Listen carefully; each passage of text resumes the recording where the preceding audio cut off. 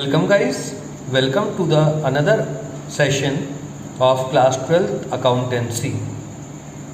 In this session we are going to solve a question of retirement of partner of NCERT textbook. Question number is 6.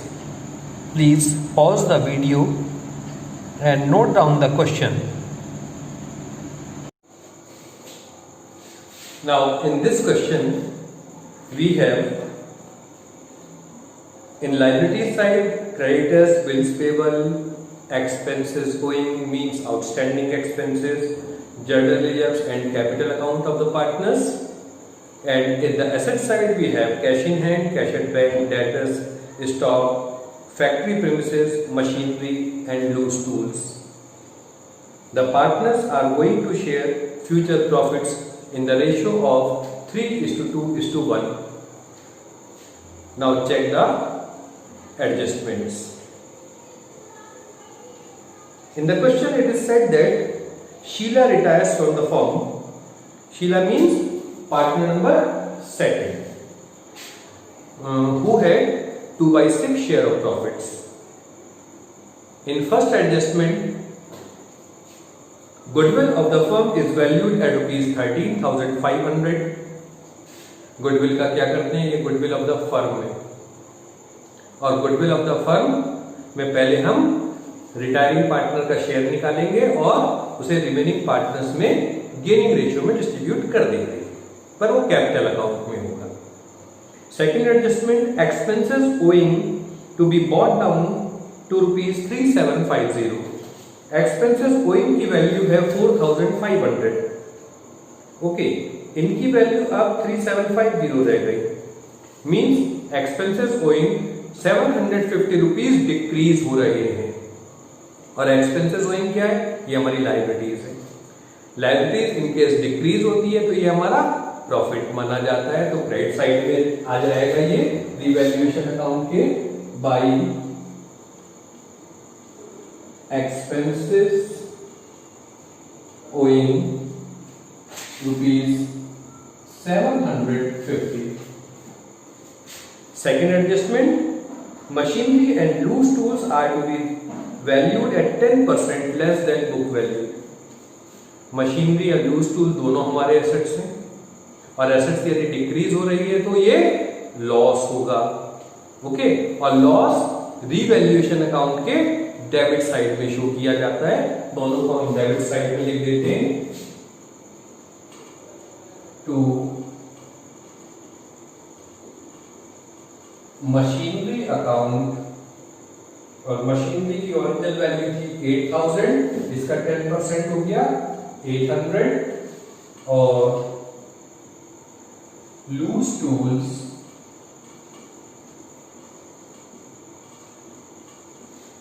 Account, loose tools की original value थी 4000 और इसका 10% 400. Next adjustment, factory premises are to be revalued at ₹24,300. इनकी actual value थी 22,500 और revalued figure आई 24,300. तो इसका मतलब इसमें प्रॉफिट हुआ है कितना, 1,800 का, क्योंकि एसेट्स की वैल्यू इंक्रीज हो रही है बाई फैक्ट्री प्रीमिसेस, और इसकी वैल्यू 1,800. देन टोटल करके हम इसका बैलेंस निकाल लेते हैं. क्रेडिट साइड का ज्यादा है तो पहले क्रेडिट साइड का टोटल करेंगे. 2,550 और इसे लिख देंगे टू रिवैल्यूएशन प्रॉफिट्स. और इस रिवैल्यूएशन प्रॉफिट्स को हम तीनों पार्टनर्स में, दैट इज राधा, शीला और मीना में डिस्ट्रीब्यूट कर देते हैं.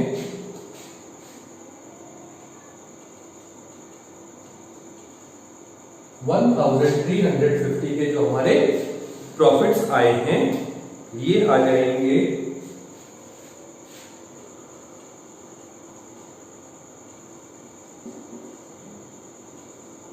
675, 450 एंड 225। ओके, अब इसके बाद हम बनाएंगे पार्टनर्स कैपिटल अकाउंट। अगेन वही 4 पॉइंट्स हम याद रखेंगे।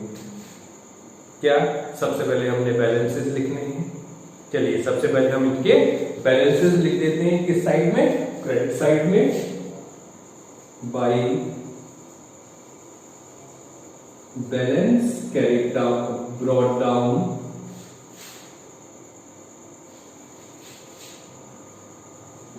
$15,000 और अगेन 15,000। ये वो बैलेंसेस है जो बैलेंस शीट के लायबिलिटी साइड में शो किए गए हैं। सेकंड नंबर पर हम अपने अनडिस्ट्रीब्यूटेड प्रॉफिट या लॉसेस को चेक करते हैं।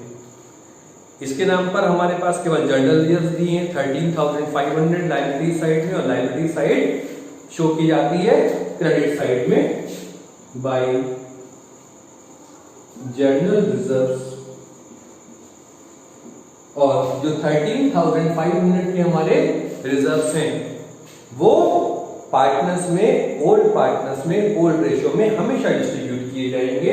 तो ये हो जाएंगे 6,750, 4,500 और 2,250। क्लियर? थर्ड नंबर पर क्या लिखेंगे? रीवैल्यूएशन प्रॉफिट्स जो हमारे ये आए हैं। रीवैल्यूएशन प्रॉफिट्स 675, 450 और 225। और लास्ट में गुडविल की calculations. Goodwill of the firm बताई है 13,500। रिटायर कौन हुई? शीला हुई। तो 13,500 इंटू 2/6, ये अमाउंट आई 4,500। ये शीला के क्रेडिट साइड में, और किस नाम से? By Radha and Meena's capital 4,500। और ये 4,500 पे कौन करेगा शीला को? राधा एंड मीना। किस रेशो में? गेनिंग रेशो में। ओके, गेनिंग रेशो क्या हो जाएगा? 3:1 हो जाएगा। 3:1 में डिस्ट्रीब्यूट कर देते हैं।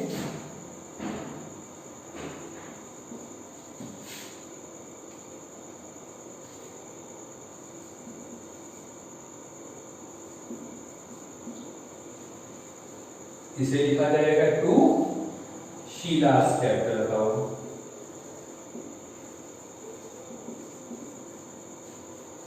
ठीक, अब क्या करना है? बस लास्ट में टोटल करके बैलेंस निकालना है। सबसे पहले करेंगे हम रिटायरिंग पार्टनर का।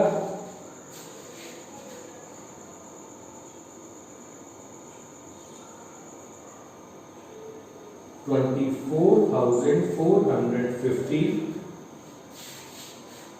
24,450 और इसे लिख देंगे टू लोन अकाउंट 24,450। और जो रिमेनिंग राधा और मीना का बैलेंस निकलेगा इसे हम बैलेंस ही शो करेंगे।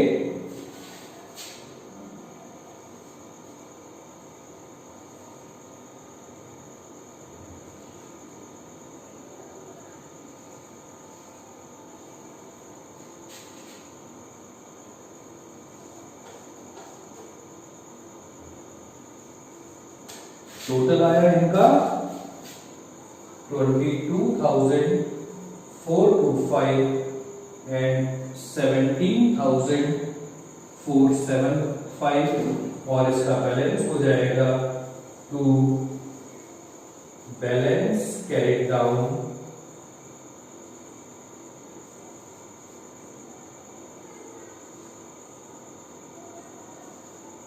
$19,050 for Radha.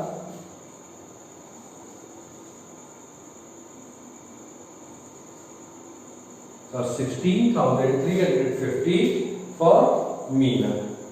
Okay, question complete.